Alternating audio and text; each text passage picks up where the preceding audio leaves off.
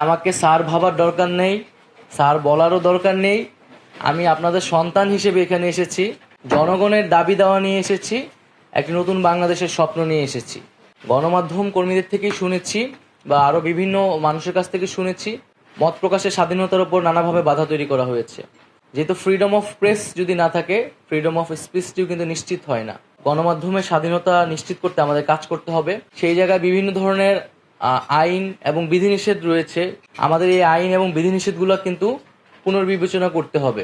বাক স্বাধীনতা বা প্রেসের স্বাধীনতা যাতে সেখানে বাধাগ্রস্ত না হয়। ছাত্র জনতা শ্রমিকদের পাশাপাশি কিন্তু প্রচুর সাংবাদিক শহীদ হয়েছেন, আহত হয়েছেন।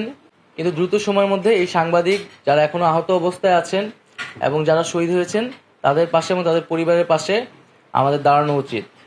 এখন আমি আপনাদের কাছে সেই সহযোগিতাটা কামনা করছি। যে আন্দোলনের মাঝে কিভাবে ইন্টারনেট বন্ধ করে দেওয়া হয়েছে,